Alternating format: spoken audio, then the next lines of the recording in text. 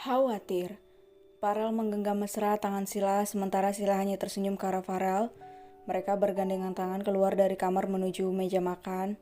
Tante, Om, sapa Sila dengan ramah. Kapan manggil Mommy dan papinya sayang? Tanya Jessie. Sila terdiam lalu tersenyum malu. Sila masih belum terbiasa tante. He, ya sudah jangan hiraukan perkataan tantemu ini nak. Ayo makan, kita sarapan bersama. Ajak Ramon.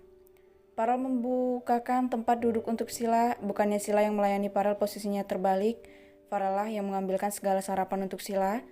Sayang, kamu suka coklat kacang kan? Ini selainya dan itu taburannya. Semua ini favoritmu sayang. Farel mengelus lembut kepala Sila. Is, Om. Sila tersenyum kikuk ke Jessie yang berbinar dan Ramon yang hanya melirik dengan senyumannya saja. Kamu suka coklat kacang sayang? Kenapa Mommy tidak tahu? Tanya Jessie. Mom, jangan menggoda gadisku. Peringatan Farel dengan datar. Hei, kau anak nakal jangan berbicara seperti itu pada istriku. Ramon tak kalah datar. Sila menatap Ramon dan Farel, begitu juga Jessie yang melakukan hal yang sama. Sila bangkit dan Jessie juga, mereka malah bergandengan tangan berjalan meninggalkan meja makan. Mau kemana sayang? Tanya Ramon dan Farel serentak. Cari kecoa, jawab Jessie dan Sila serentak pula. Ramon menggaruk-garuk kepalanya sedangkan Farel berdecak meletakkan kembali sendoknya. Tak berselera makan karena kekasihnya meninggalkannya padahal tadi mereka masih baik-baik saja. Ini gara-gara papi, kata Farel dengan delikan tajamnya. Kenapa kau malah menyalahkanku anak nakal? Apa kau tidak ingat siapa yang memulainya terlebih dahulu, Kau mengatai ibumu sendiri, ketus Ramon tak terima disalahkan. Jadi maksud papi aku yang salah? Tanya Farel berubah dingin.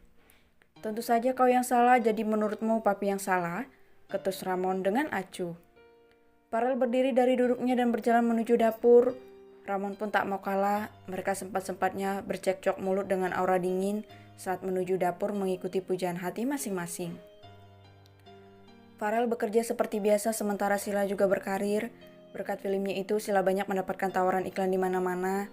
Ia tanpa ragu memberikan kontrak iklannya kepada teman-teman PI-nya, tapi tetap membintangi iklan tersebut alias bersama-sama. Semua yang melihat dan menonton Sila tentu tahu artinya. Sila tidak ingin menjadi artis tenar sendiri. Ia malah senang berbagi ketenaran dengan teman-temannya. Itulah penyebab dirinya begitu disenangi oleh rekan kerjanya. Di perusahaan Fox Group, apa kau sudah dapatkan orang itu, Nan? Tanya Farel, bahasa teman.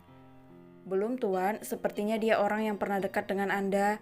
Apa Anda memiliki teman yang kini menjadi musuh tuan? Tanya Nando. Mana ada, kapan aku punya teman? Bukankah kau tahu kita selalu bersama, bukan? Nando tapak berpikir-pikir membenarkan kata-kata Farel. Siapa ya pria itu? Dia juga memiliki kekuasaan tuan, walaupun tidak besar tapi dia bisa bersembunyi dengan baik. Farel berdecak, kau cari tahu itu Nan, aku tidak mau duplikat mobilku itu mengambil milikku. Maksud tuan? Tanya Nando. Bukankah dia sudah terlihat jelas, dia membeli mobil yang sama denganku? Plat mobilnya juga sama dan mengikuti kekasihku. Apa kau tidak bisa menebak dia menginginkan maharaniku? Nando melebarkan matanya. Tuan, saya akan cari lebih detail. Nando segera keluar dari ruangan Farel terburu-buru. Farel memejamkan matanya. Apa maharaniku akan percaya apa yang aku lakukan? Jika kau membayar bodyguard untuknya, apa yang akan dipikirkan olehnya? Kami baru saja bersama dan dia memiliki jiwa yang bebas, tidak suka dikekang. Pipis saja manajer sekaligus temannya Sila tidak bisa mengontrol gadis polosnya itu, apalagi bodyguard nantinya.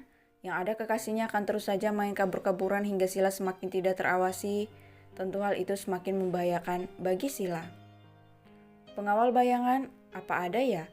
Tapi aku tidak bisa ceroboh, bagaimana jika pengawal itu mata-mata? Farel bergumam mengocehi masalah yang kini sedang dihadapi olehnya. Farel cukup kesulitan mempercayai seseorang. Hal itu yang membuatnya sering meragukan setiap orang yang datang padanya.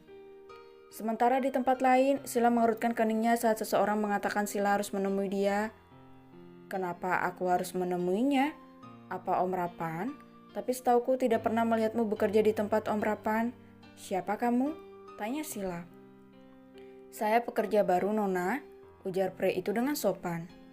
Sila mengedarkan pandangannya karena ia merasa memang tidak mengenal pria ini, tapi mengapa ia bersikeras mengatakan bahwa dirinya bekerja dengan Farel?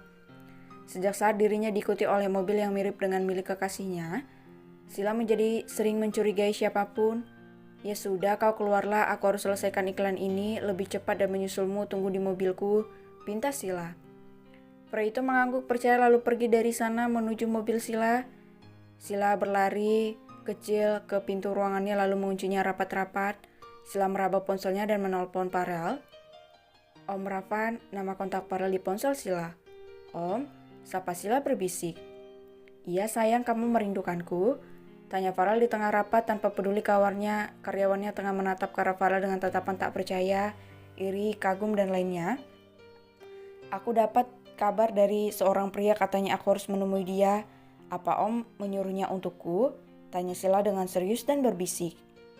Apa? Dia membawa namaku sayang?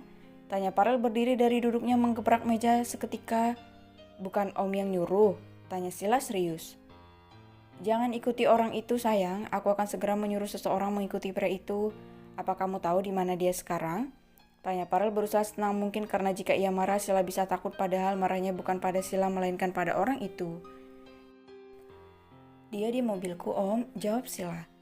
Tok tok tok, Sila. Kenapa pintunya dikunci? Protes Pipir di depan ruangan Sila. Iya bentar kak, teriak Sila.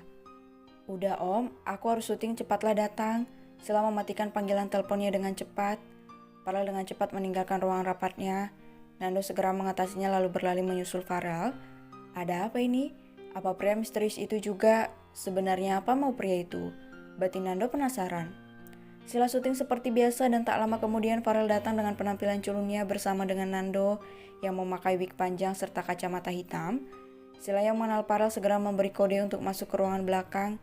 Setelah selesai syuting, Farel mengunci ruangan belakang yang ternyata adalah gudang. Sayang, Marani kamu benar tidak apa-apa? Tanya Farel dengan khawatir. Tidak Om, aku tidak apa-apa, jawab Sila mengelus lengan Farel yang memegang pipinya. Farel berdecak. Maaf sayang, baru kali ini aku merasa tidak berguna. Aku berusaha mencari pelakunya tapi tidak ada tanda-tanda sama sekali.